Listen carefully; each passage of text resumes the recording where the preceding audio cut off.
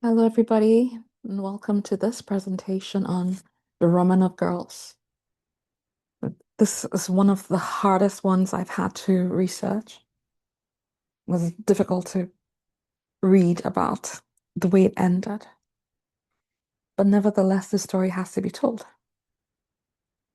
So you almost come away from this story with the sense that on a subconscious level, they knew their lives would be short.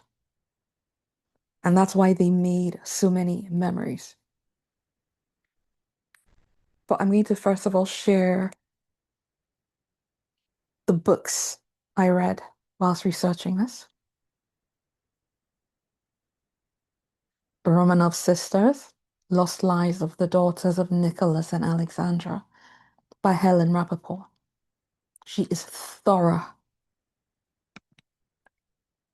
Romanov Autumn, The Last Century of Imperial Russia by Charlotte Zipat.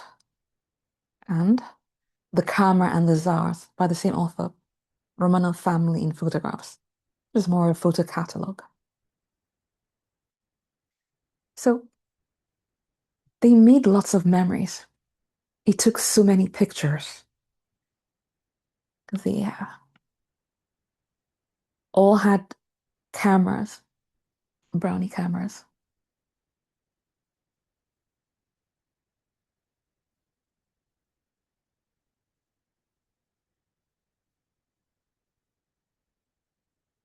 In all my years of reading royal biographies, I've never heard of any royal family that loved each other this much. It was almost palpable. The Alexander Palace was their home, and they wept inconsolably on the 1st of August 1917 when they were forced to leave forever.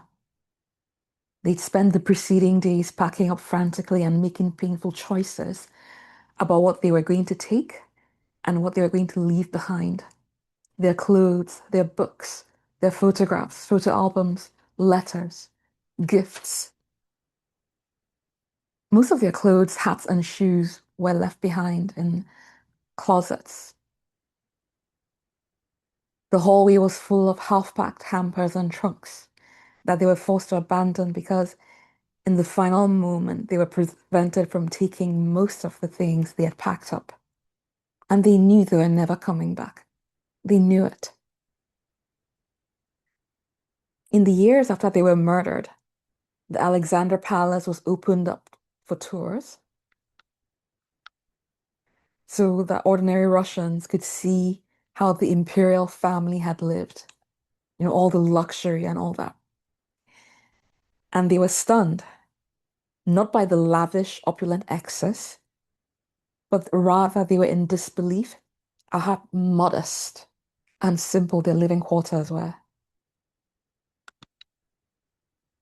This was the bedroom of the Empress of Russia. It was Alexandra's bedroom.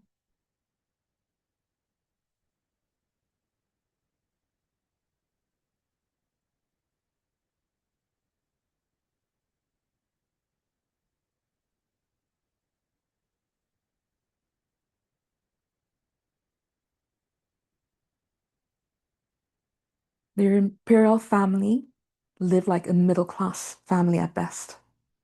There were cheap knickknacks, ordinary furniture, English wallpaper, and a profusion of family photographs everywhere. Pictures of the children at various stages of their development. It seemed more like an English boarding house or a second-rate restaurant than the home of an emperor. Now, to know about these four Grand Duchesses, Olga, Tatiana, Maria, and Anastasia, first, we'll need to learn about the parents who shaped them. So, there were once four sisters in a small, obscure part of Germany. Victoria, Ella, Irene, and Alex. They belonged to the House of Hesse. They were Queen Victoria's granddaughters. She was known as the grandmother of Europe. The House of Hesse was small, politically powerless, and had very little money. There were ordinary English noblemen who were far wealthier than this royal family. Their home was located in Darmstadt, a place often described then as, quote, the dullest town in Germany and a place of no importance. Their mother, Princess Alice, was Queen Victoria's daughter, so obviously English. Being married into the House of Hesse meant that the family felt the pinch of poverty and were extremely frugal. They lived very simple lives because they could not afford much. Princess Alice, their mother, was very hands-on and devoted to her children. Not only had she studied the anatomy of babies and childcare during her pregnancy, she even nursed her babies from her own chest like a peasant. The horror. Because royal women didn't do that. It wasn't done. They always use a wet nurse. In fact, Queen Victoria, her mother, was so disgusted and horrified that she named one of her female prize cows uh, Alice. The Hesse children still had English nannies, governesses, and tutors, even though they grew up in Germany. They were not spoiled at all. They ate plain food, took lots of walks, played the piano, and did needlework in their spare time. They made their own beds, cleaned their rooms, and did chores.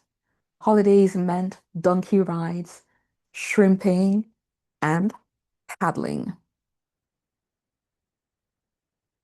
Even though they were poor, they were happy, and they knew they were deeply loved, especially by their mother. So Princess Alice had 7 children originally, and then in 1873, her son died from internal bleeding after falling out of a window. He was 3 years old and he had had hemophilia, something known as the uh, curse of the English royal family or the Hesse disease. From that moment on, their happy, carefree childhood was gone. The grief seemed to destroy their mother's health as well. This all-encompassing sadness came over the family and got woven into the fabric of their lives. And it was something that never really left Alexandra. 5 years later, in 1878, there was an outbreak of diphtheria, a disease that is like tuberculosis, but kills you faster. Highly, highly contagious, worse than COVID. The entire family got it. And unfortunately, diphtheria took their mother and their youngest sister. And 6-year-old Alex was traumatized, beyond devastated. And then all her toys, all her books and games were taken away and burned to prevent further infection. And she was so fragile that her grandmother asked her to come to England. So she went to live with her granny, Queen Victoria, in England. It's actually Queen Victoria's favorite granddaughter, and Queen Victoria would raise her until her marriage. Prince Alex was hoping to marry into a minor European royal house, just like the one she came from. But that all changed when in 1884, on her first visit to Russia, she met this fella, Nicholas Alexandrovich. Her 3 older sisters had married their cousins in various royal families. So Queen Victoria, aka the grandmother of Europe, had arranged all these marriages. And she was trying to marry Alex to one of her English cousins so that she would become an English queen. But Alex and Nicholas thwarted her plans. Was their engagement photo. So Alex of Hesse, one of the poorest royals, was going to become an empress of Russia. And her husband, Nicholas Alexandrovich, was going to rule an empire. Now, this is how the wealth of a Russian Tsar is described. Quote, no living man knows the wealth of a Tsar. His income is said to be $1 million or so a day, which will roughly work out to a capital of 10 to 30 billion as the sum of his possessions. He owns in his own name 150 million acres of land, and upon this land are the most magnificent timber, the most colossal mines, and enough agricultural lands to furnish food for a nation of people. He maintains his own palaces and royal residences, about 100 in number. This involves 30,000 servants, 300 cars, 5,000 horses, and a private army of soldiers and Secret Service men. All the mines are owned by the Tsar personally. He gets a royalty for every ounce of mineral that is mined. The agricultural lands are rented, and the forests are being worked up into timber that must be accounted for. End quote. I remember this was in the 1800s. So convert that to today's currency. So in short, Alex of Hesse was going to marry the richest man in the world. And he was completely besotted with her. So she began to take Russian lessons. Alex already suffered from very poor health, including sciatica, that left her unable to walk. Queen Victoria was able to keep this hidden now that the press had found out about the engagement so that Nicky wouldn't break up with her. Nicky, that's what she called her husband. That gloomy, withdrawn disposition she always had disappeared, and for the first time since childhood, she seemed happy again. Their wedding had been set for 1895, but Nicky's father, Alexander III, got gravely ill and was dying. And so Alex hurried to his side, and he died on October 20th, 1894. And then 3 weeks later, on November 14th, 1894, they got married. So it was moved 1 year early.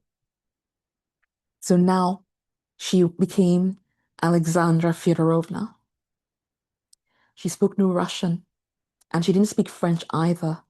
Because yes, French was the unofficial language spoken at the Russian court.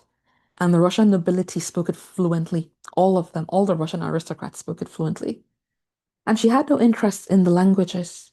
She had been on public display, which was, something that a Tsarista had to do.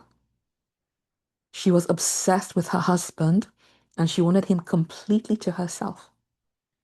Everything felt so foreign to her, and she could not adapt to the splendor and the opulence at court because she'd grown up so poor. She decided to recreate a home that felt familiar and comfortable for her and the poverty she had grown up in. She was determined to also raise all her children in the same manner that she was accustomed to. She may have been a German princess, but she was thoroughly English. Her habits, her sentiments, her approach to family life, she was an English woman through and through. Russians kiss each other on the cheek when greeting, and Alexandra will recoil in horror when it happened. She was just not used to it. And as you can imagine, the Russian aristocracy did not take it well. She was already cold and reserved, but she withdrew even further. Within months, Alexandra was pregnant, and so she left St. Petersburg and chose to stay at Tsarskoye Selo, the Tsar's village, where it got multiple palaces.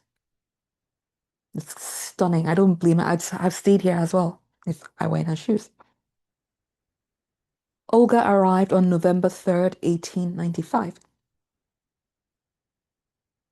And even though they had hoped for a boy, Nikki and Alexandra were beyond thrilled. 101 cannons were fired in St. Petersburg, to signal her arrival. Some members of the wider Romanov family were disappointed, while others were secretly hoping the crown would pass to them.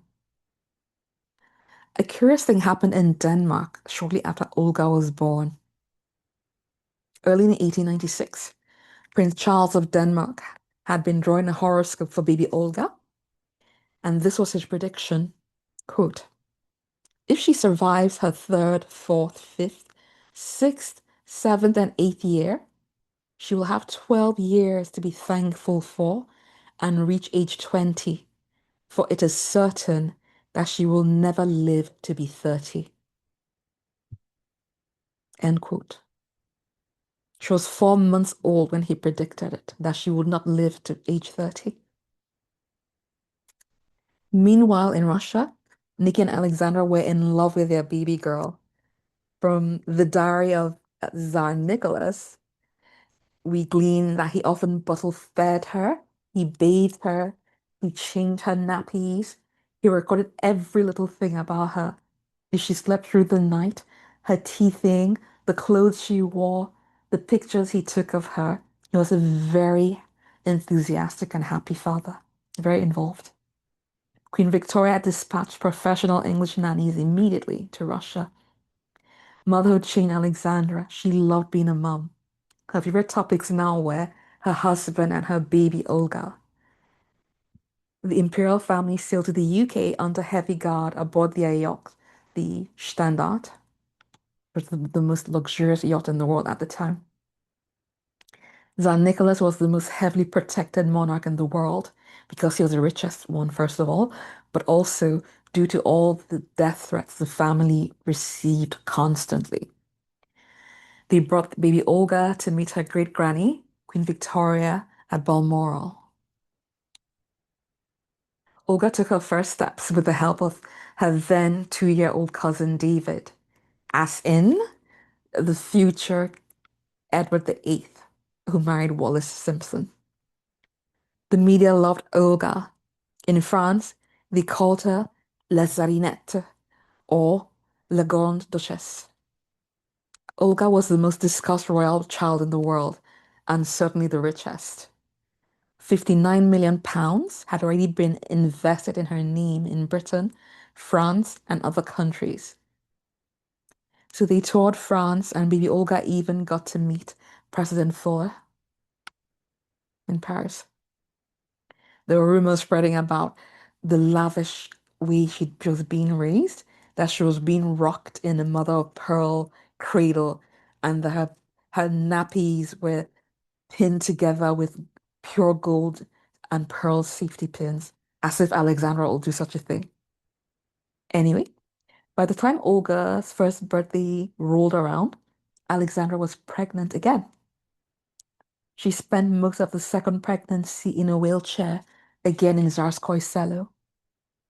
They were praying it would be a boy this time. The second baby arrived on 29th of May, 1897. When Alexandra woke up from the chloroform that had been administered and found out it was another girl, she was hysterical. My God, it's a daughter again? What will the nation say? They named the baby Tatiana. She was right to be concerned. The Romanov family and the Russian public wanted a Tsarevich, an heir. The pregnancies had been very hard on Alexandra, but she was going to have to do it again. Talk about pressure. The family retreated even further into their cozy little world, just the four of them, rarely even having guests at the palace. Alexandra got pregnant again, and she had Maria on the 14th of June, 1899. Nicholas hid his disappointment. His mother, the Dowager Empress Maria, could not hide her disappointment. She was extremely superstitious, as most Russians were, even though she was originally Danish. She told her son Nicky of the prophecy she'd heard that Alexandra was going to have 6 girls, and the birth of 3 daughters seemed like confirmation of this prophecy. Some members of the Romanov family were preparing to approach Nicky. They wanted him to divorce Alexandra. Meanwhile, the three little Grand Duchesses were having a very happy childhood. Olga and Tatiana spoke English and Russian already. Their parents doted on them, especially their mother. This was unheard of for an empress. Letters poured in from Belgium, France, England, America, Japan, and Latin America, offering Nikki and Alexandra all sorts of remedies that would help them beget a son. In August 1899, Nikki's younger brother, the Tsarevich, Georgie, died in the Caucasus. Alexandra was pregnant when it happened, and then Nikki got seriously ill, and Alexandra was so frightened because if her husband died without an heir, the crown would pass from her children to another member of the Romanov family. So she asked Nikki to make her a regent in case he died during her pregnancy. Her children were going to inherit the throne by hook or by crook. And Queen Victoria died on January 22nd, 1901, but Alexandra was 4 months pregnant then. The doctors prevented her from traveling to the UK for her granny's funeral. She wept bitterly at the memorial service that was held in Russia. And this was the first time the Russians ever saw her display her feelings. Then, on the 5th of June, 1901, Anastasia arrived. Nicky needed to hide his disappointment, so he went on a long walk by himself to think. And then, sensing the anger and negativity being directed at his wife, Nicky went all out at Anastasia's christening to show his people that he was very proud of his fourth daughter.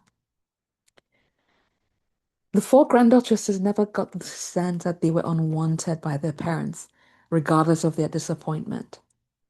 Nikki and Alexandra were really desperate now, and within weeks of Anastasia's arrival, they had made a new friend, a mysterious Frenchman named Philippe.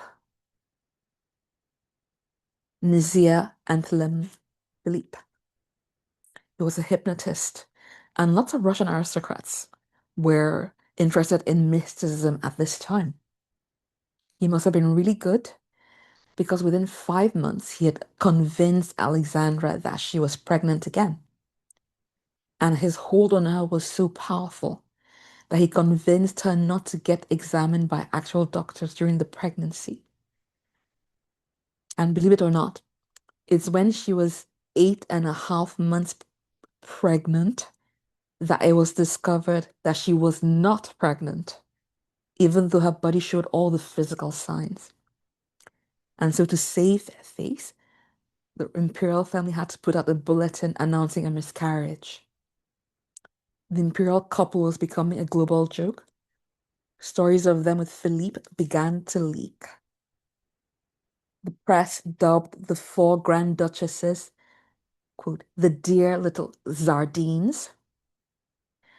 And to understand how desperate Alexandra felt, she could not control the gender of the babies, right? Both her parents were dead.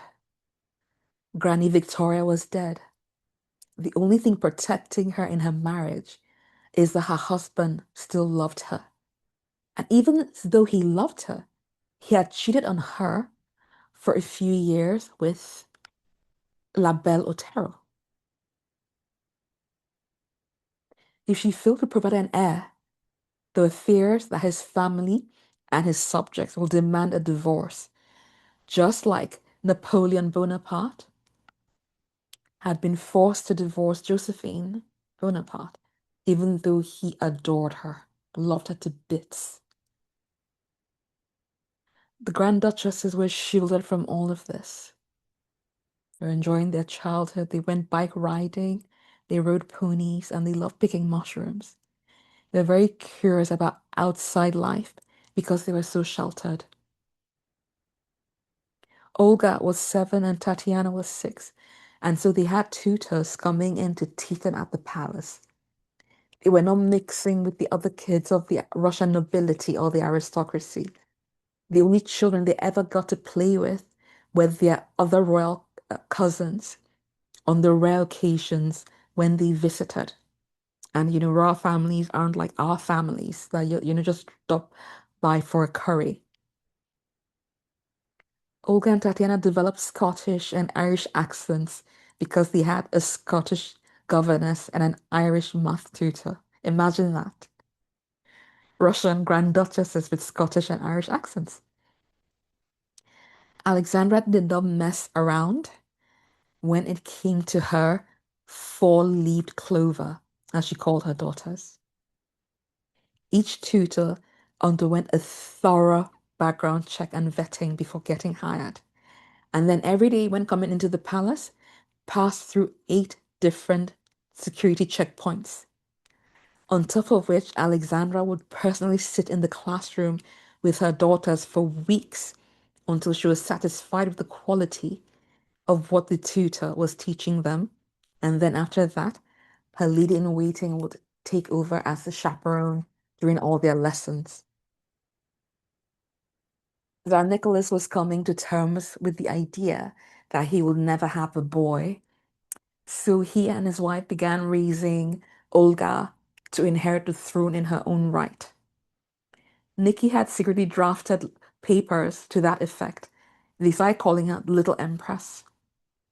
This was undoubtedly going to cause strife in the wider Romanov family if his brothers, uncles, and cousins found out. The four Grand Duchesses were kept so hidden from the outside world that even when traveling on the family imperial train, they were not allowed to look out the windows. So they would try to squint. All the curtains were drawn shut. So they would try to, squint between the curtains to look outside, get a little look of the world outside of the palace. St. Petersburg was swarming with foreign correspondents trying to get pictures of the girls or any news about them. And Russian newspapers were heavily censored by Tsar Nicholas. On very rare occasions, the girls were seen in the streets of St. Petersburg in a landau, accompanied by their nannies. And they'll be unruly, climbing on the seats, making faces or bowing to passers-by, just being kids.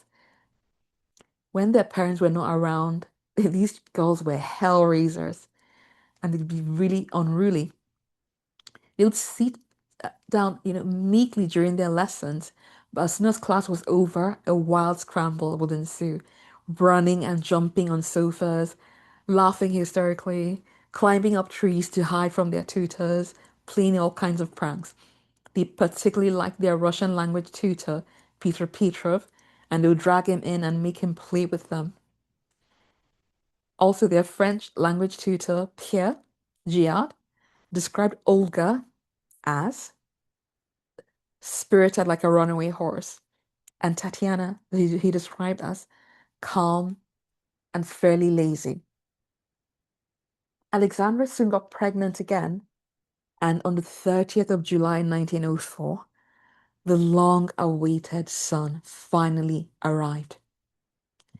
They finally had a naslidnik, an heir, Tsarevich, Alexei, the first one born to a reigning Tsar since the 1600s. This time there was a 301 gun salute in St. Petersburg, and all the church bells in the city were ringing. It was deafening. There were wild celebrations in the streets and free champagne at all the fancy restaurants. Nikki and Alexandra could finally breathe.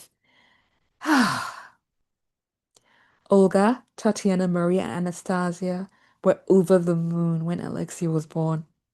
They were all present at his christening, and Olga was one of his godmothers. Not every member of the Romanov family was happy, though, with Alexei's arrival. Nope. This is Grand Duke Vladimir. He was third in line to the throne. He'd been having a dinner party, actually hosting a dinner party, when he received a telegram announcing Alexei's birth. He left his dinner guests waiting at the table and went to his bedroom for over an hour. And when he came back, the rest of the meal took place in Absolute silence. He didn't utter another word the rest of the night. No wonder Alexandra was so paranoid about her kids. From the day Alexei was born, the symptoms of hemophilia were present, even though the parents were in denial at first. After his umbilical cord was cut, it took 2 days before he stopped bleeding. Alexandra wept because she knew she had passed down the terrible illness of the English family, also known as our inherited curse, to her son. She felt so guilty and so sad that this boy that she cried so much for, tried so much for, wanted for so long, finally came and had hemophilia. She had watched her own brother die from it, and her sister's son too. Now that an heir had been produced, the Grand Duchesses should have had more freedom to go out and explore the world. But instead, their world shrunk even further. Alexandra fired all the English nannies immediately because they knew exactly what hemophilia was, because it was the disease of the English royal family. Nobody in Russia could know. This had to be top secret. Even her children's cousins could deliberately harm Alexei if they knew, because other families were jostling for the crown. The Grand Duchesses were not told, but they were informed that it was of utmost importance to protect their baby brother. And after Alexandra found that Alexei had hemophilia, her character was forever altered. Her personality was forever altered. Now there was a total clampdown on all news about the imperial family. Nobody knew where they went. Nobody knew what they did. Alexandra became even more hands-on with the kids, tutoring them herself. They woke up, made their own beds, and got dressed. Perhaps to make things easier on herself, she began to group them together and dress them the same way. So there was the big pair, Olga and Tatiana, and then there was the little pair, Maria and Anastasia. And from this time on, it became a thing where the girls were almost regarded as a collective rather than as individuals. And it didn't help matters that even from this young age, they began to sign their letters Otma, using the first letter of each one of their initials. They came as a group. So the big pair shared one bedroom, and the little pair shared another bedroom, even though they live in this massive palace. Breakfast was oatmeal, porridge, bread and butter, milk and honey. Very English. Lunch was always something simple and English too. Same thing with dinner. All their meals, simple, simple. They slept on narrow camp beds. Their clothes were mostly hand-me-downs. They took cold baths in the morning, even in the winter. They played with cheap toys, and the expensive toys they'd received as gifts were only ever used at Christmas or Easter. It's inconceivable for even today's royal families the degree of access that these children had to their parents. Every evening, the entire family spent time together like regular families. They played cards or games, and Tsar Nicholas would read aloud to the whole family. And they're also extremely religious. They're religious zealots. Olga, being the oldest, was aware that she needed to be responsible for her younger siblings. She could be quite cranky, and she had a volcanic temper. Tatiana inherited her mother's emotionally closed off, reserved personality. She was the closest one to Alexandra and the one whom their mother confided in the most. She was so organized that her sisters dubbed her the governess. Maria was shy and suffered from middle child syndrome. She felt a bit neglected by her parents and her family. As Maria was rather chubby, her sisters called her a fat little bow wow. Her siblings always tease her about her weight, and she could be quite clumsy. Mashka, as they called her. She had these big, big, bright eyes that the family called Maria's saucers. She was also the most down to earth and so well behaved that her father always got a secret thrill whenever he heard that she had been naughty. She was such a good girl. Anastasia was a force of nature, completely fearless and confident. She was the queen of pranks, practical jokes. Nastasia, as he called her. If you told her not to do something, then you're sure she was going to do it. She had this effervescence. It was also very strong-willed. She would calculate the cost and punishment for anything she wanted to do, and then she'd go ahead and do it, and then take her punishment on the chin like a soldier. Their favorite aunt was Aunt Olga, Nikki's sister. She was like an older sister to them, given there was only like a 13-year age difference. Whenever she came round to visit, they were all over her. They would chat and play, and they enjoyed rolling down the stairs together, all five of them. Aunt Olga would take them with her to one of the other palaces where they would have lunch, dance together, and play games, and get to be kids, play with someone other than themselves, because they had no playmates. Aunt Olga fell completely under Anastasia's spell and called her Zviznik, the mischievous one, the German. She thought Anastasia was the most intelligent of all the Romanov children. The girls loved to roughhouse, and since they had no playmates, any younger females that were allowed to get close to them would be automatically pulled into their little play world. Their happiest times when they were on their annual holiday aboard the imperial yacht, the Standard. They were familiar with all 275 sailors. It was as safe as they ever felt, as only the most loyal staff ever joined them aboard the yacht. The yacht was escorted by a squadron of 8 ships from the Imperial fleet. So for 3 glorious weeks, they would cruise and go island hopping along Finland's southern coast. Sorry, I can't pronounce the names of all those islands. Very beautiful place, though. It was a very luxurious yacht, had lots of modern amenities, and each girl got a cabin to herself. Alexei got a master suite as the Naslidnik, the heir. They'll play deck games and roller skate and listen to seafaring stories from the sailors. They got to enjoy even more time with the father they worshipped when they went on these holidays because he worked much less when they were aboard the yacht. It was a wonderful, free, and easy life on the yacht, and they always cried when it was over. At Tsarskoye Selo, there was a dedicated children's island. In winter, the girls would skate on the frozen pond to get to the house and enter their fantasy play world. They had ice hills built specially for them, and they loved to go sliding downhill and screaming at the top of their lungs in Russian. In 1907, when Alexei was 3 years old, he was already a little terror. He loved the deference and respect that he got from adults.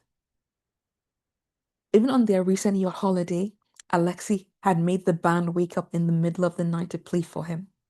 And Zaniki was so proud of that because he saw that he was raising, a future autocrat. So he was proud at first until he saw that he was creating a little monster. And so Nikki forbade the soldiers from saluting Alexei after that. Humble him a little bit. Zaniki already dubbed him Alexei the Terrible. That's how badly spoiled he was, even though he eventually outgrew it. Unlike his sisters, Alexei was given the best newest, the most expensive everything. And he couldn't really get hand-me-down because he had no older brothers. His life expectancy was 13 years. As he grew, he was prevented from doing lots of things that other boys could do or that his sisters were allowed to do because anything could cause him to hemorrhage. Only painkillers on the market were also blood thinners that caused him to bleed more. Morphine was too addictive, so they couldn't give him that. Despite their best efforts, in the autumn of 1907, Alexei had his first serious injury. The doctors were totally helpless and they looked frightened. His mother and sisters were anxious. Alexei was in such excruciating pain from the bleeding into his joints, and nobody could help him. And you cannot imagine how desperate they were. So Alexandra phoned a friend who had told her about a man named Rasputin. And she'd been introduced to Rasputin briefly before. And so Rasputin showed up, prayed silently for 10 minutes. He never touched the boy. He told Alexei that he'll be okay, and he left.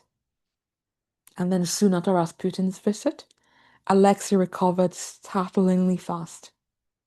And the imperial doctors were embarrassed. So Rasputin began to visit the family at Tsarskoye Selo. At first, Anastasia was banned from listening when Rasputin visited the family and was giving them his religious teachings because she would laugh hysterically when he spoke. She took him as a joker, but he won her over eventually. Rasputin could dilate his eyes at will, and he prayed in an ancient Russian tongue and just had such an astonishing presence that he overpowered you and you just believed in him. The wider family could not understand Nikki and Alexandra lived such an isolated life. They didn't know why.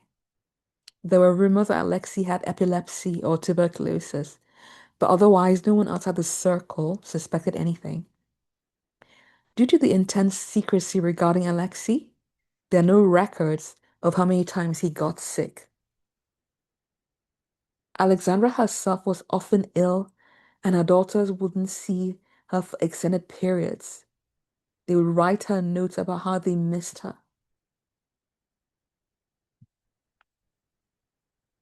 Olga was a mother figure to her younger sisters when their mom was ill, which was quite often. Alexandra was so exhausted and ill, sometimes for weeks. Rasputin would come visit and play with them. He would let them ride around the room on his back like he was a horse. He also sent the girls telegrams regularly.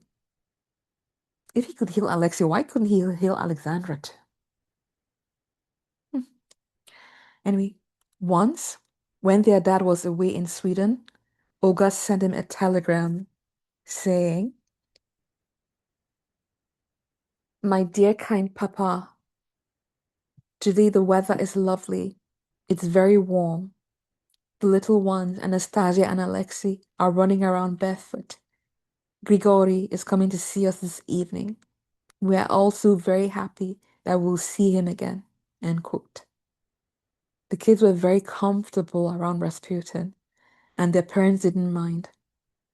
They wrote to Rasputin regularly, telling him how they missed him and that life was so boring without him. That's how isolated they were. In 1909, the girls were very excited. They were preparing for their first proper royal tour. They'll be visiting their cousins in England. They visit Kiel and France along the way, and they got seasick. There were huge protests in England to Nicholas visiting. So he wasn't liked in Britain. Lord Harding at the Foreign Office dismissed the protesters as the work of, quote, 500 Frenchmen, 600 German waiters, a few Russian Jews, and Italian ice vendors. Still, it presented a security risk. They arrived And whilst Alexandra spent time with Alice Capel, the king's mistress, by the way, Alice Capel is great, great, great grandmother to Camilla Parker Bowles, who is married to King Charles. So it's funny how her great great great grandmother was mistress to the king, and she was also a mistress to the king, now wife. Came full circle. Anyway, so whilst Alexandra spent time with the king's mistress, the children went shopping for the first time in their lives with a posse of detectives, and the city came to a standstill. The city of West Coast. These girls were like the Princess Dianas of their time. So they had a 3 hour long shopping spree. It was a great adventure for them, and massive crowds followed them everywhere. They bought gifts for the crew and perfumes for themselves. Their father spent time with his lookalike cousin, King George. Can you tell the difference? Their cousin, David, fell madly in love with Tatiana, his cousin. So gross. And he began to consider her as his potential future wife. So had she survived, maybe he would have married her rather than marrying Wallace. Who knows? The girls had a great time attending all sorts of balls and grand dinners and dances, but it all happened aboard the yacht.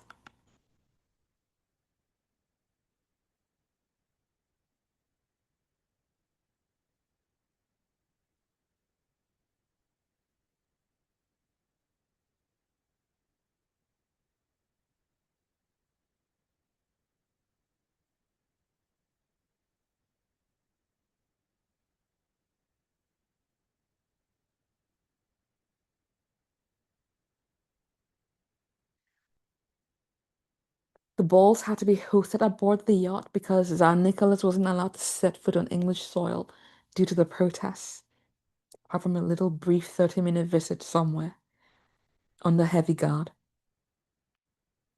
So he was forced to remain on the yacht 99% of the time. And after a 5-day visit, the Romanovs returned to Russia. It will be the last time the families will ever meet. Once they got home, Alexandra was sick again, and she called her doctor 42 times in 2 months. The thing about her is she only accepted medical advice that aligned with her own self-diagnosis. Her doctor resigned in protest and was soon replaced by a doctor who agreed with her that the constant illness she had was an affliction from God that she had no choice but to bear. She would refuse medication and only drink carrot juice. This took a toll on her daughters. They were always worried about Alexei and also worried about their mother. Plus, they were totally isolated from the real world and never ever got to meet people their own age. The imperial family as a whole was not seen for most of 1909. That's like the president and first lady of a country and their children not being seen for an entire year. Frustration was growing within the wider aristocracy and wider Russian society as well. They reluctantly attended the funeral of Nikki's great uncle, Grand Duke Mikhail Nikolaevich. As the imperial family was totally absent from society, other aristocrats began to fill the social void, like Grand Duchess Vladimir, who had a jewelry collection that could rival that of any queen. So she started hosting all of the grand balls in St. Petersburg that Alexandra should have been hosting, but had no interest in doing. The four grand duchesses should have been mingling with society at these events and meeting children of the nobility. People felt sorry for the girls, particularly for Olga and Tatiana, who were teenagers now, 15 and 14 years old respectively. The isolation imposed on them by their mother was seen as cruelty and narrow-mindedness, and it was. Alexei was just as isolated and mostly spent time with his sisters and his mother, understandably. They had to keep their secret and pass the throne to Alexei intact, no matter the cost.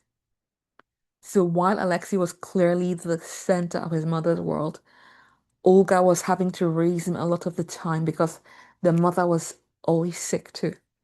On one occasion, they were heading to a Boy Scout parade in St. Petersburg. So Olga and Alexei were riding in a carriage together, and Alexei tried to jump out of the carriage to join the crowd, and Olga prevented him from getting out of the carriage. And so Alexei slapped her across the face as hard as he could in front of everybody. And Olga couldn't retaliate. She just held his hand and stroked it until Alexei calmed down. Only when they got home after the parade did she go to her room and burst into tears. And he behaved like this all the time, yet he liked Olga the best. As the girls got older, jealousies began to creep in, and Maria in particular felt so isolated that she began to detach from her sisters and befriend her cousin Irina. But Alexandra coaxed her away from that friendship too. The girls would get into these nasty cat fights, especially Anastasia and Maria. And Anastasia would pull out clumps of Maria's hair. The girls wanted their own individual bedrooms now because they were still sharing bedrooms and the space was getting cramped. Maria wrote a letter to their mother in 1910 asking for their own bedrooms. Their mother was increasingly absent as the girls were going through puberty. They had a very domineering governess named Sophia Chicheva who hated their mother. Sophia was described as a man in a skirt. Not only did she dislike Alexandra, she found the girls too English. She despised their friend Rasputin, and she wanted to change the entire system because she thought it was too relaxed. Sophia is said to be responsible for all the many rumors that were spreading up around about Rasputin and Alexandra and the inappropriate relationships between Anastasia and, well, between Alexandra and Rasputin. It was so bad that Rasputin retreated to Siberia at some point. The imperial family took a 4-week holiday to Hesse, Alexandra's hometown, so that she could take the waters, a common health remedy back then, and she spent the majority of the time in a bath chair. They traveled with 140 bodyguards. People who caught glimpses of the family commented on how miserable they seemed. Alexandra seemed like a shadow of a queen and looked like she was at a funeral. Even when she was covered from head to waist in pearls and diamonds, she wore them without joy. Someone caught Nicholas buying a newspaper on the day that King Manuel of Portugal got deposed. Nicky's face turned white as he was reading the news about the deposed king of Portugal, and he looked terrified. And then when he saw that he was being watched by a crowd, he left on back home. The girls were happy to be around their young cousins and other visiting family. They spent a lot of time with their cousins while on this holiday, especially with their cousin Dickie, aka Lord Mountbatten, who was crazy about Maria. Quote, I was crackers about Maria and determined to marry her. She was absolutely lovely. They all seemed to get more and more beautiful every time we saw them. End quote. He kept a picture of her on a mantle in his bedroom until the day he died. The girls got to shop with their cousins again and to be with people their own age during this visit. It was always a good time for them. Mountbatten's father was overheard saying to someone, quote, Alex is absolutely mad. She's going to cause a revolution. Can't you do anything? Their family thought Alexandra was a lunatic and that she was a hypochondriac and that she wasn't actually ill, but that she was mentally unstable. And had she not been an empress, they would have placed her in a sanatorium. People felt so sorry for her children, and the foreign press discussed it openly. One headline that came out during this holiday read, quote, "The Tsarina slowly dying of terror." News reports described her as the unhappiest royal personage in Europe, a victim of melancholia and morbid fears, and the most pitiful tragedy in the history of any royal house. That's how miserable she always looked. Tsar Nicholas must have read the papers because when they returned to Tsarskoye Selo, he began taking the children, especially his daughters, out to the opera. They saw Sleeping Beauty, Tchaikovsky's Eugene Onegin, and a few others. It was the first time members of the diplomatic community had seen all the children together socially. And Nikki even brought Alexei along a few times, and people were taken aback. People were so taken aback sometimes that the entire hall would fall silent when they saw Alexei because he was so rarely seen. The feeling towards Alexei from the crowd was pure adoration. All eyes were on him. One attendee at the opera sat next to Anastasia one time and remembers Anastasia had brought a box of chocolates to the opera and she shared the chocolates with the woman. And at the end of the evening, Anastasia's white gloves were smudged with chocolate. By the spring of 1911, Olga was in despair and wondering if their mother would ever be healthy again. That year, Olga started performing royal duties, like reviewing new recruits to the Guard Corps. Her sisters were so jealous because the guys, the soldiers, were so fine.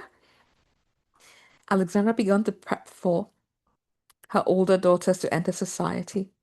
Olga was almost 16, so she would soon be on the royal marriage market. In fact, some of her royal male cousins had started finding excuses to visit Russia and secretly check her out. Imagine. I know, it grossed me out when I read it too. But as Lord said, we are not royals, so we'll never understand. Yeah, but it feels disgusting to me to be getting checked out by my cousins. Ugh. So, given the warm reception from the public, the five kids were increasingly deputized to represent their mum at the many, many, many public functions that she missed. Weddings, ribbon cuttings, statue unveilings, etc. And things seemed to be going swimmingly. And then on September 2nd, Olga and Tatiana accompanied their dad to an opera at the Kiev Municipal Theatre in Ukraine. Prime Minister Stolypin was present, and he was in the imperial box with them. The Tsar and his doctors popped out of the imperial box for a quick tea when a gunman rushed to the imperial box and fatally shot the prime minister. Both girls saw it happen, and they were understandably shaken by the tragedy. An 11-year-old girl in the audience remembered the incident, and later she recounted it, and she felt very sorry for the Romanov girls. You can pause to read this if you want. So, their governors began getting alarmed by the way the girls were beginning to flirt with the army officers that they were meeting regularly. Those teenage hormones were kicking in, and the only boys that they occasionally met were their foreign royal cousins or all the soldiers they were surrounded by regularly. So they would play with these officers all the time, and they liked a very touchy-feely game known as Catch Me If You Can. So you can imagine how that went. They were approaching their late teens, but they still sounded like 10-year-olds because they were so unexposed to the real world. Olga turned 16 on November 3rd, 1911. She received her first diamond necklace, her first pearl necklace, and had a huge ball in her honor. She waltzed with her dad, had her first champagne, and danced till 1 a.m. She loved to party. She knew that she would be on the royal marriage market soon, and it made her sad because the men she really admired and felt comfortable with were like these officers that she met, that they were around her all the time. But she knew that that was impossible. It was never going to happen. Rasputin introduced both his daughters to the Grand Duchesses, and they were surprised that the Romanov girls envied the ordinary girls who were living ordinary lives in Russia.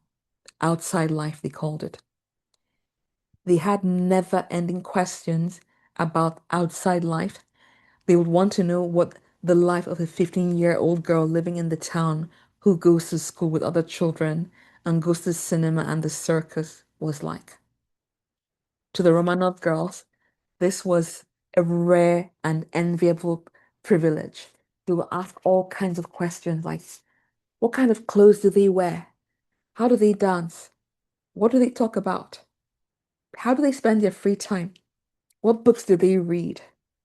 It was as if they wanted to wear the skin of a regular Russian peasant girl, a regular Russian teenage girl.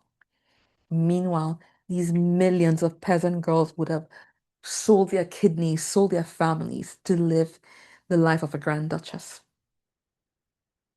Rasputin, Alexandra, and the kids were getting closer every day, and it upset a lot of the family members and the royal household staff.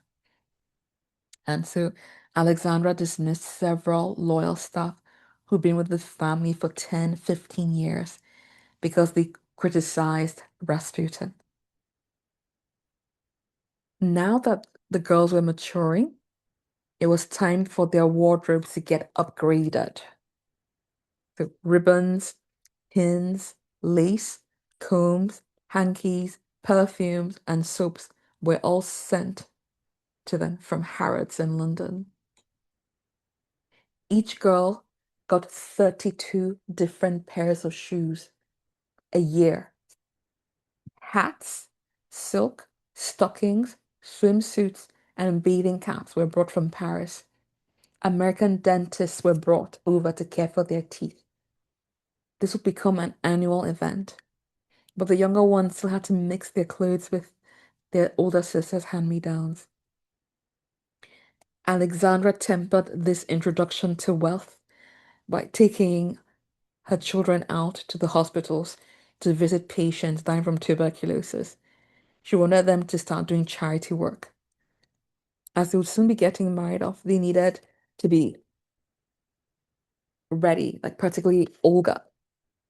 If Alexei died, her parents wanted Olga to marry a wealthy Russian nobleman, Grand Duke Dmitry Pavlovich, who would then become the Tsarevich. In the interim, Nikki was going to make Olga and Alexandra co-regents in the event that he, Tsar Nicholas, died unexpectedly. Dmitri was sixth in line to the throne and very, very close to Nikki. You can pause to read this letter that he wrote to Tsar Nicholas. Read the last sentence. That's how close they were. So, why all these contingency plans? Because Alexei got deathly ill quite often. Sometimes he was so fragile he couldn't bathe for 2 months. He would be unable to walk for a whole year. Electric massage, mud compressors, blue light baths, they tried everything and nothing worked. And he was only 8 years old. Olga fell madly in love with one of the sailor officers, Pavel Voronov, and it was mutual. He was just as in love with her, and everybody, including her parents, could see it in the way they looked at each other, and just the tension between them was so palpable. There are hundreds of pictures of her on the family's royal yacht, and she was always near him. So, what did her parents do? Well, a wife was quickly found for him, and the entire Romanov family attended the wedding. Olga kept her heartbreak to herself, and his wife said that he also remained in love with Olga till the day he died. Her parents made arrangements for the family to meet the guy whom they wanted Olga to marry, Carol II of Romania. So he and his parents visited Russia for an initial meeting. Olga and her sisters were like, hell no. She had to be polite to him for the entirety of the 2 month visit.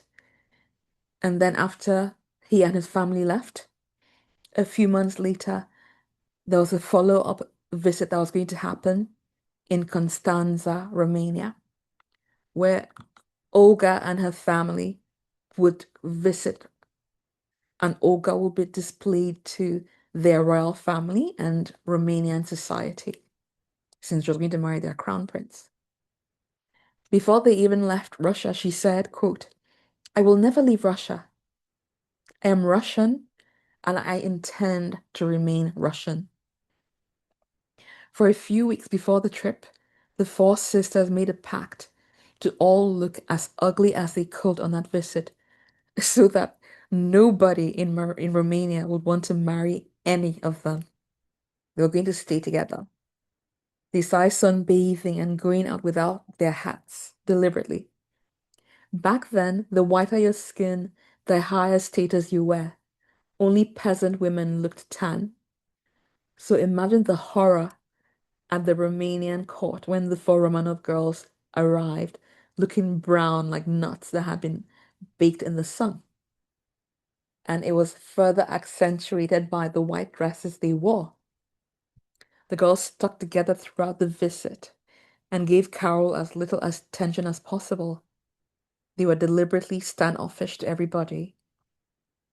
At a lunch, Alexei was teaching the Romanian royal children how to spit grapes into the lemonade bowl. The Romanians decided that, this was the wrong family for them, and the girls were delighted that their little plan had worked. So June 28th, 1914, Archduke Ferdinand, the Austro-Hungarian crown prince, was assassinated, which triggered the dominoes for World War One. Germany and Russia declared war on each other, and things went downhill fast. There was soon a shortage of nurses to care for the wounded Russian soldiers. So women of the aristocracy began to volunteer as nurses, and so did Alexandra and her daughters, Olga and Tatiana. They poured their hearts into the work, and it wasn't just for show. They helped with amputations and they cleaned wounds. During their breaks, the girls would sneak out for cigarettes. Yeah, I didn't know they smoked. But yes, all the Romanov children smoked. All of them. Having a ciggy.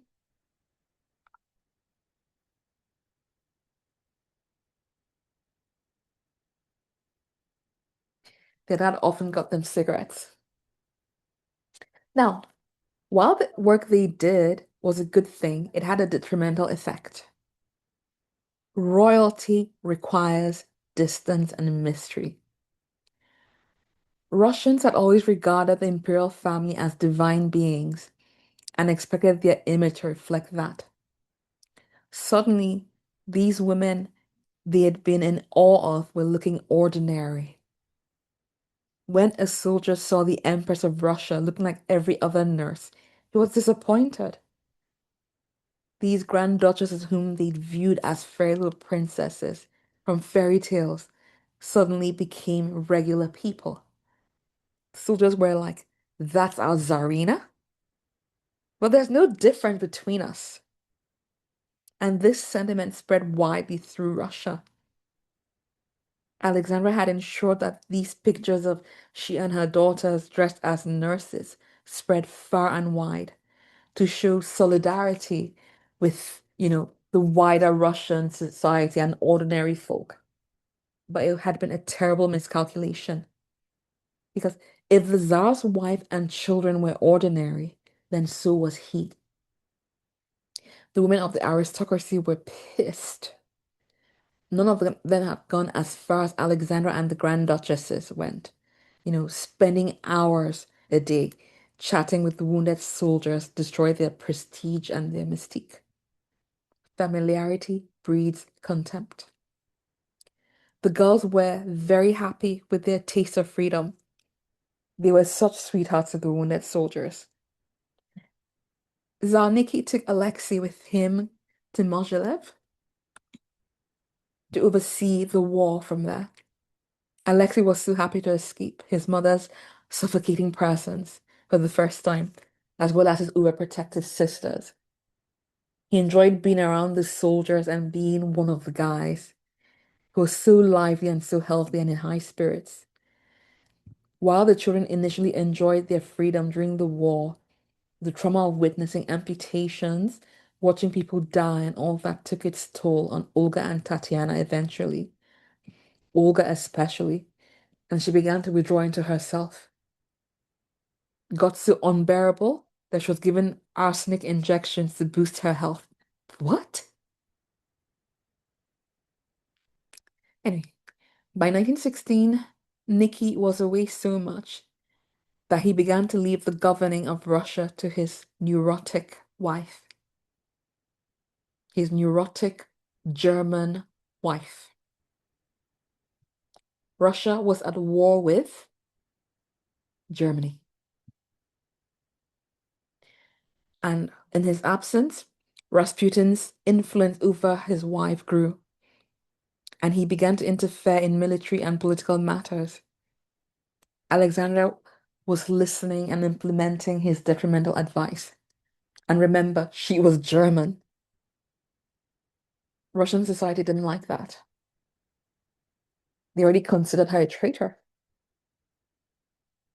So the gossip about her relationship with Rasputin spread all over Russia, and the hatred for her was increasing by the hour. Olga also overheard rumors about her mother and Rasputin. She knew it wasn't true. She knew it. But she still sank into a deep depression as a result. She became very introspective and withdrawn. The girls continued to take their lessons and represent their parents at official royal functions even during the war, even though they started yearning for the ordinary life now. Olga didn't want a royal life anymore. Be careful what you wish for.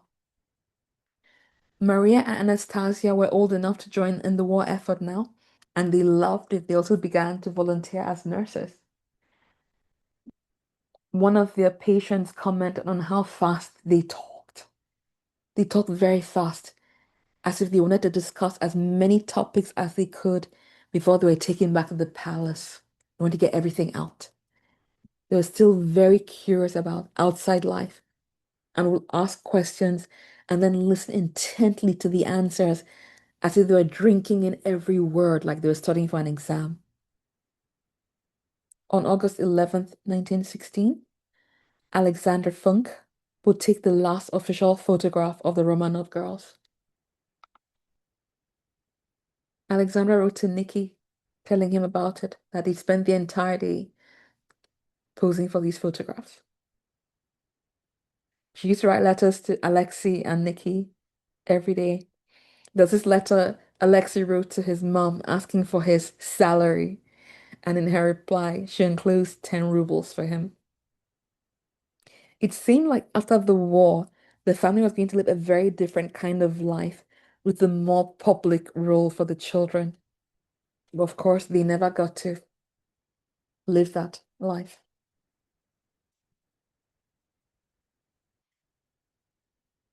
Father Grigori went missing last night. They're looking for him everywhere.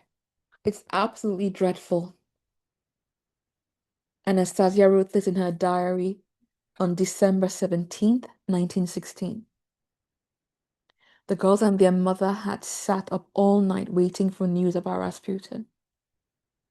Rasputin was so upset about the war, he'd begged the Tsar not to go to war with Germany, and to cope with it, he'd started drinking a lot, and being reckless with his security. And he ended up dead. And he'd already made a prediction that after he had died, the entire the entire imperial family would be um, done away with. When the news came, they were beyond devastated. Rasputin had been like a security blanket as far as Alexei's episodes. So his death was like a shipwreck for them. Nikki and Alexei rushed back home because Alexandra was afraid that there was going to be a coup attempt after Rasputin's death. That's how affected she was by it. The entire family was present at Rasputin's secret funeral on December 21st, 1916. After his death, Alexandra was inconsolable. The children sensed that something bad was coming, and Olga commented, quote, "Why has the feeling in this country changed against my father?" End quote. There was a sense of dread upon the family, and they were waiting for it. They hosted a state dinner for the Romanian royal family in January 1917.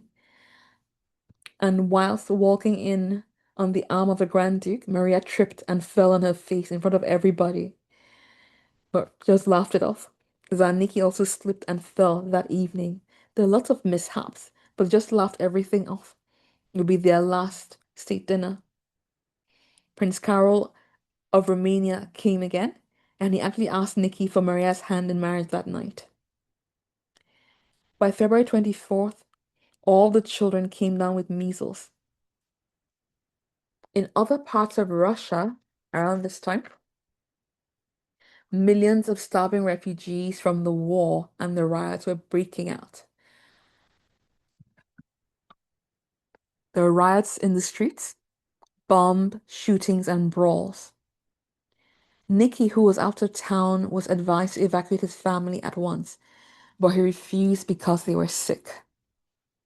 Ministers who could see what was coming phoned to warn him. And this is something that just makes things very sad. You know, for years, people have been warning Nikki and Alexandra that a revolution was coming. But then, they go out in public and then they'd see the way the crowds came to watch them, or how, someone would come and kiss the Tsar's feet. And then Alexandra would say, "Oh, all these ministers don't know what they're talking about. These people tell us that there's a revolution coming, but once the public see us, their hearts are ours again." So they never believed that the revolution would come. Count Berkendorf, minister of the court, told Nicholas, quote, "When the house is burning, you take the children to safety, even if they are ill." End quote. He kept hammering, "Get these girls, get Alexei, get your wife, get your family out of Russia. There's danger coming." And I mean, the children were really, really sick. Particularly Tatiana, she was deathly ill. She had a very, very high fever. I mean, they could have gotten out of Russia still, but well, they didn't. They looked like corpses. They were really sick. Even from their sick beds, they could hear gunshots and noises from the city. They looked out the window to see that a giant cannon had been placed in the courtyard, and that a small army of loyal troops were on guard outside. Revolutionary troops were heading to the palace to capture Alexandra. Outside, there were two battalions waiting to defend them. Nikki was to arrive the next day, March 1st. So I guess the plan was that once he arrived and the kids got better, the family would flee Russia.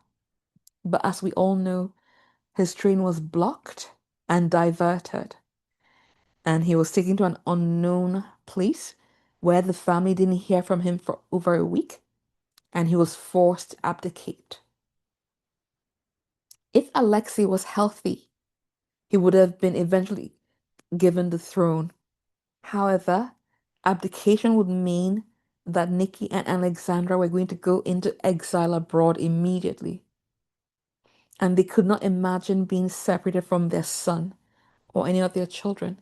And so Nikki abdicated on behalf of Alexei as well. So the crown was supposed to pass down to his younger brother Michael, but Michael rejected the crown.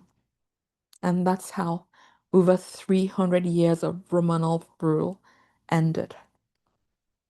And Nicky accepted the situation. He began to contemplate his life, living out, on an English farm, living an ordinary life.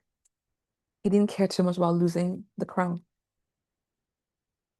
The battalion guarding the palace was ordered to leave. The bandaged children watched from the window as the battalion marched away. They still did not know about the application. Alexandra wept bitterly when she found that she was no longer Empress of Russia. She couldn't believe it. Maria was the first to find out, and she fell apart completely. The phone lines were cut, electricity was shut off, and so was the water. Some staff defected, and the few loyal ones remained, as well as a few loyal guards. Alexandra spent that week when she couldn't hear from her husband, burning all her letters and diaries in the fireplace, with thousands and thousands of drawers of letters from her childhood, diaries from her childhood, letters from Queen Victoria, letters from her parents, her friends, throughout her life, burnt them all. All this time they hadn't heard from Nicky, but finally he was coming home. So Alexandra had to tell the children about the abdication. Alexei took it the hardest because he lost the most.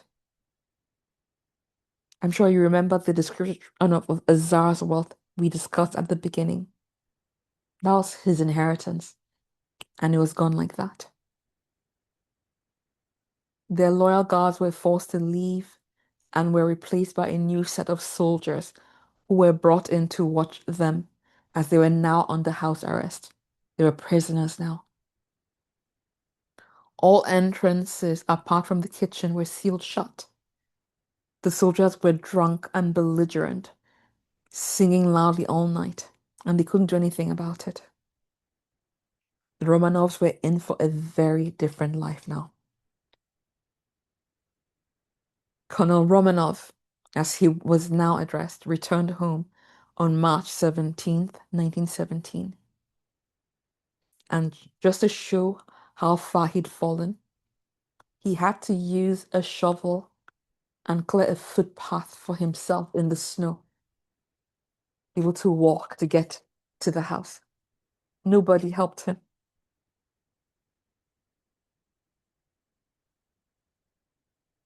And while he was doing this, the soldiers laughed and mocked him.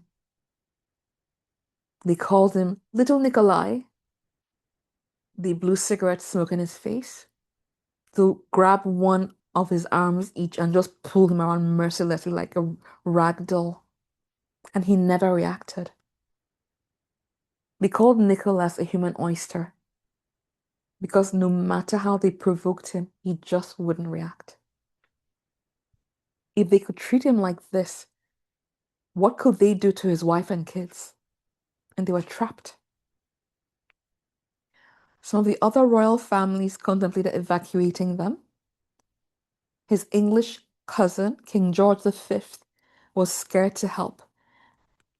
One, because of all the protests in England during Nicky's last visit when he wasn't allowed off the yacht, but also because there was great anti-German sentiment in Britain. And as we all know, the British royal family is actually German. So at this time, they were being asked to prove their English um, pedigree because, as you know, their surname was Saxe-Coburg-Gotha, which they changed to Windsors.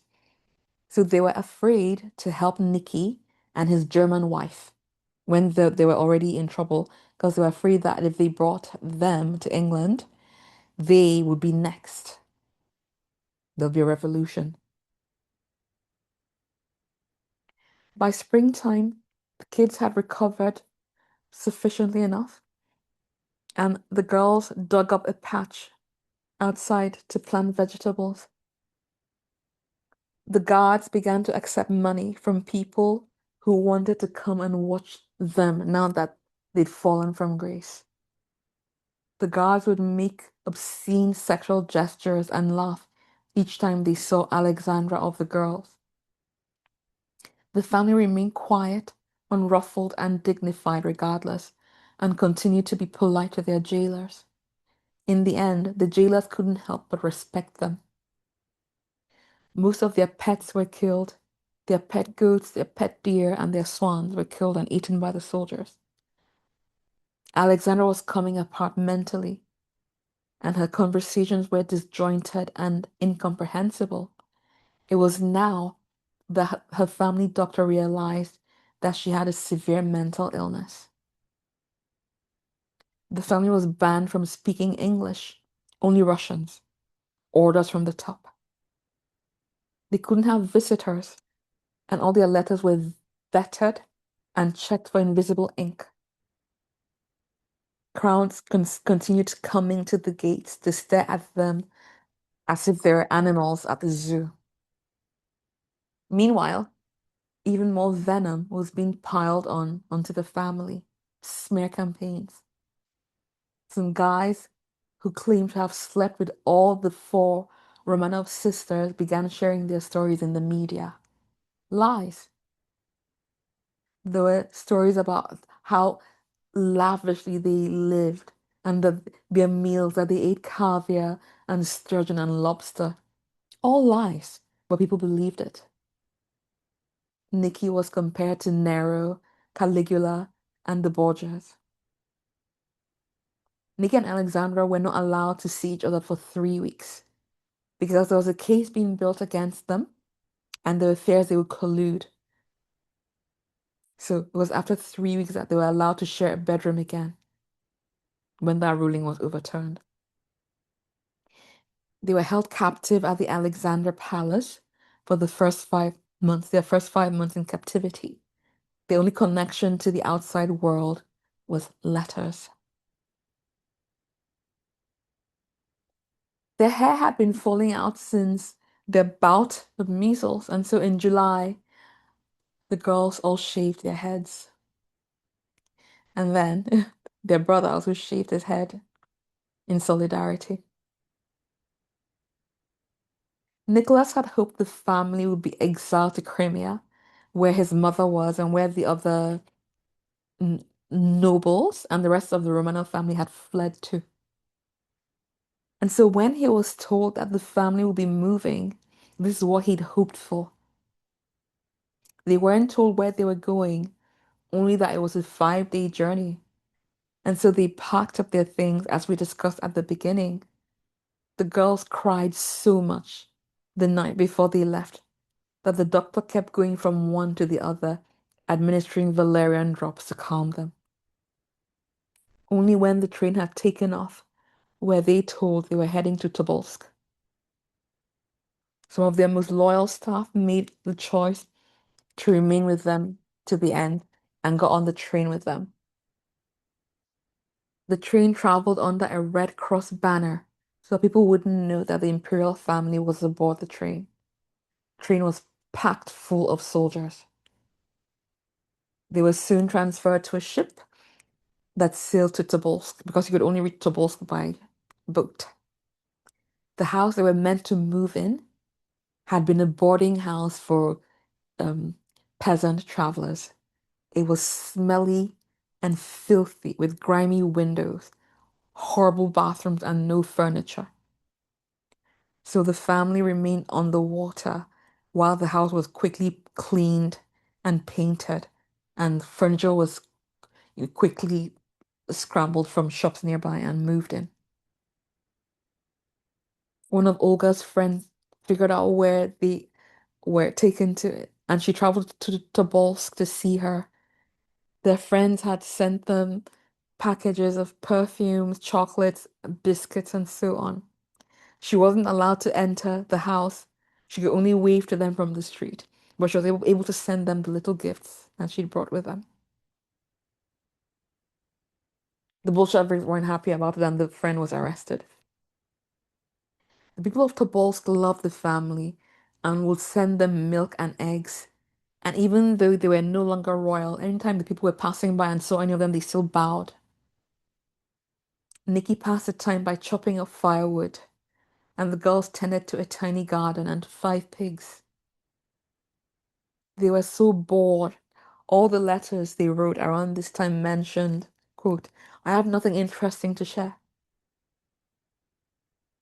Olga had her 22nd birthday in November 1917, her final birthday. She received potted plants. So she made it to 22, but she wouldn't make it to 30, just like that Danish royal had predicted. No letters were coming in and very few newspapers, and so they didn't know what was going on. In early 1918, in the winter, Tobolsk was like a graveyard. Their house was mortally cold inside, almost buried in snow on the outside. They had to wear their winter boots indoors and huddle together in the kitchen for warmth, in the cockroach-infested kitchen. They tried to entertain themselves whilst in captivity by improvising plays which they wrote themselves. Alexandra did her best, Anastasia did her best to lift all their spirits up. The soldiers guarding them got attached to the family and were changed and replaced by Revolutionary Guards. The family was put on rations just like every other family in Russia. They were lucky that people sent them gifts of food from all over, or Lenin would have starved them to death. People were also sending them clothes because all they had were the things they were allowed to take, and they couldn't buy any new clothes. The family had smuggled most of Alexandra's really expensive jewelry for safekeeping at the Ivanovsky monastery. She got her daughters to start hiding the rest by sewing them into hats, underwear, and as buttons on their clothes. The code for this was, quote, disposing of the medicine. Alexei was so ill, his skin turned yellow. So when orders came for the family to get moved from out of this house again, only the parents and Maria could go. Why Maria? Because she was the most beautiful amongst all her sisters, and the parents had noticed the way all those men, all those Revolutionary Guards were always looking at her, and they didn't trust, what would happen if they left her behind.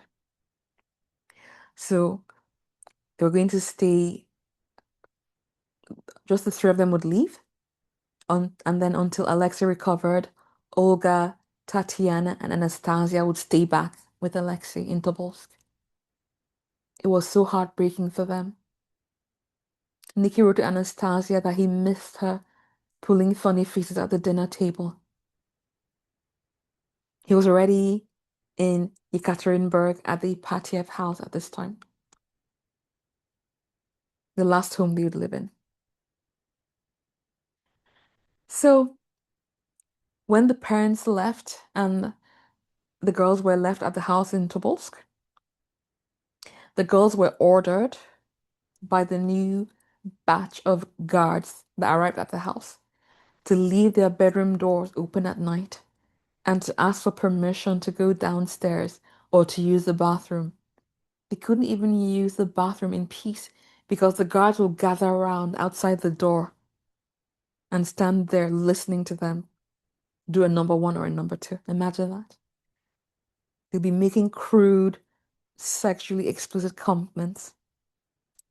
The ringleader was a bully of a man named Jansvik Rodionov, who'd lock Alexei in his bedroom overnight without access to a bathroom. Even when the girls wanted to shower or get dressed, they had no privacy. They weren't allowed to shut the door, and the soldiers would watch them. No care for their modesty or anything. These humiliating acts continued when they joined their parents at the Ipatiev house. Their belongings were regularly searched. Their cameras were confiscated, and some jewelry too. At meal times, the guards would come sit with them. These drunk, smelly men who never showered would spit, stick their grubby fingers in the food on their plates, make cross jokes, hit Tsar Nicholas with their elbows. It was just disgusting things they did. There wasn't ever enough cutlery for the entire family to eat with. There's no indignity they didn't suffer in captivity. One day, as the girls were getting dressed, some guards came over to leer at them through the open door. Instead of hiding, Tatiana turned to face them, and she just stared them down, just kept staring at them. The laughter stopped, the jokes stopped. The men were overcome with shame and slithered away, as they should. Alexei was so sick he was unable to sit up for more than an hour, and yet he and his sister still made the trip from Tobolsk to Ekaterinburg in May 1918. There was freezing rain when they arrived, and even though these children were surrounded by an army of able-bodied men, they were made to carry their own heavy luggage and struggle in the heavy rain, mud, and the slippery ice to Ipatiev house. And remember, it wasn't like our modern luggage. They had trucks, which are awkward to carry. As if that wasn't humiliating enough, the entire town gathered around to watch them as they struggled with this heavy luggage carrying. People were jeering at them. One man who went to watch them remembered with profound shame years later. Even though he'd been a revolutionary, he said that the looks on the faces of the girls haunted him. The oppression, the mental anguish from these terrified children who had never hurt anybody and held no political power. He said, quote, "We do not have the right to forget or forgive ourselves for our passivity and our failure to do something for them." And he was right. Pierre, their French language tutor, had accompanied them to Yekaterinburg on the train. So when they arrived, he tried to get off the train and accompany them to the Ipatiev house. But he was violently shoved back into the train and prevented from going with them, which ended up saving his life. They knew it was the end. They knew. Ipatiev house was even worse than the Tobolsk house, if you can believe it. And then here, no letters were allowed. The windows were boarded up so they couldn't even look out the windows. Letters had been their lifeline and their one connection to the outside world. Now they were completely isolated, no papers, no letters, They only had each other. Alexandra was confined to a wheelchair, so she never got to go outside ever again for the rest of her life. The girls would carry Alexei outside when he was strong enough, but one of them remained with Alexandra at all times because those guards loved to mess with her. This routine continued for the next few weeks. And then on July 14th, 1918, a priest was brought into the house to say mass for the family. And he noticed they seemed totally resigned to their fates. And the girls had tears in their eyes. They'd given up. As the priest was leaving, the commandant at the house said, "Well, they've said their prayers and they've unburdened themselves." And this comment made the priest feel very uneasy.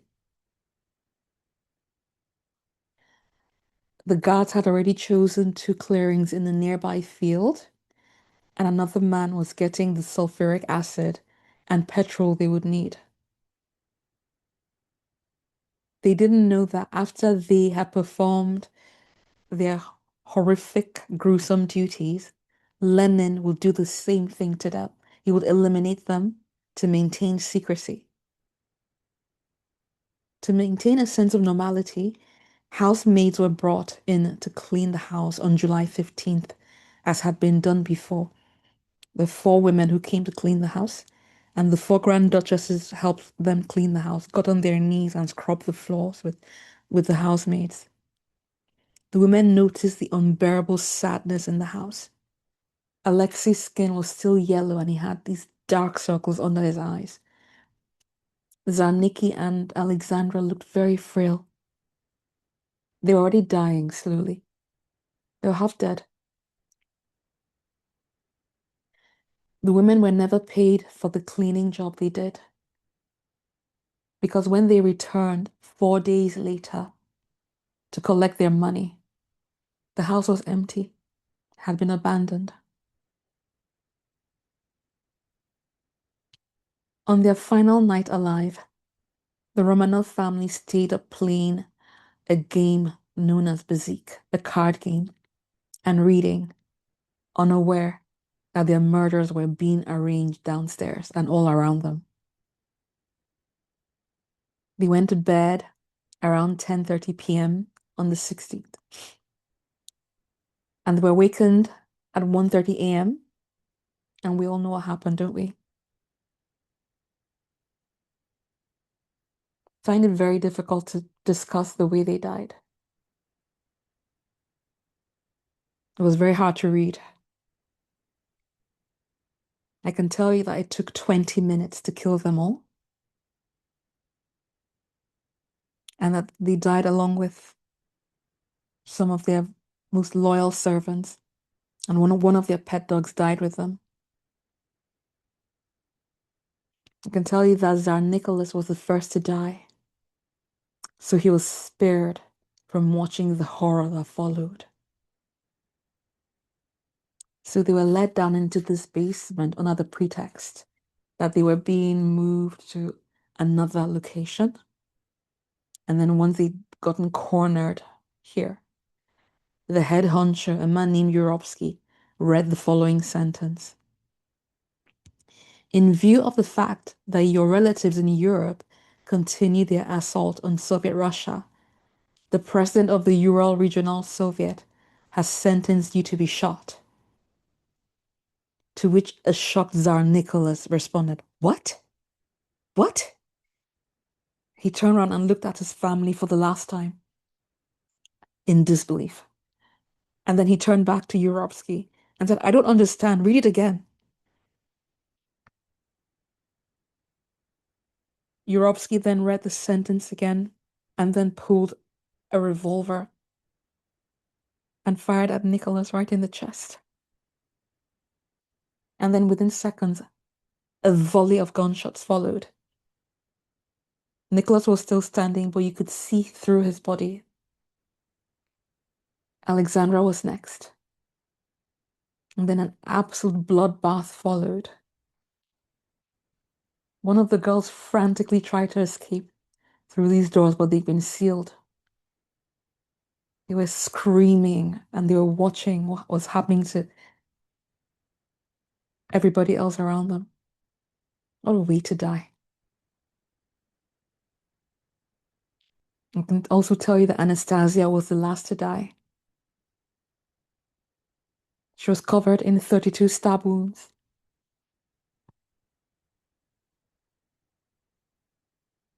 One of their servants was pinned against this wall from the stabbings.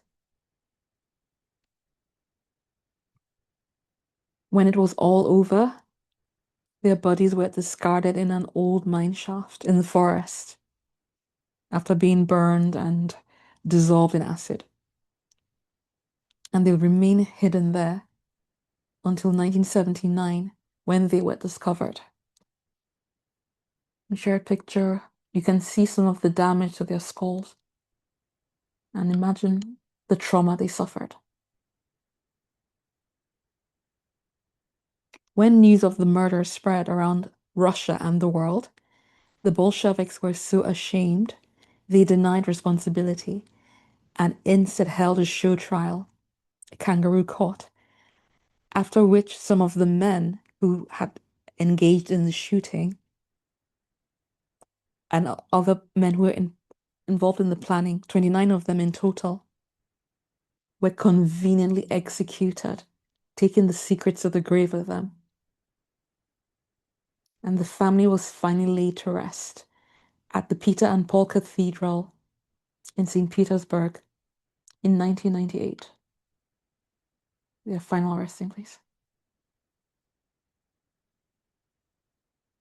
And they are canonized as saints in Russia.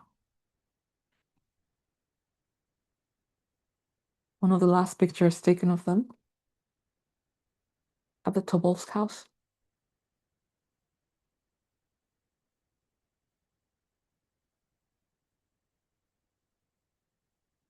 It was really hard to research.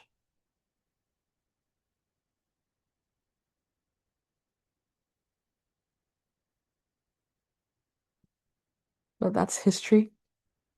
The story had to be told. So what do you think? Well, that's where we end this one. See you at the next one. Ciao, ciao.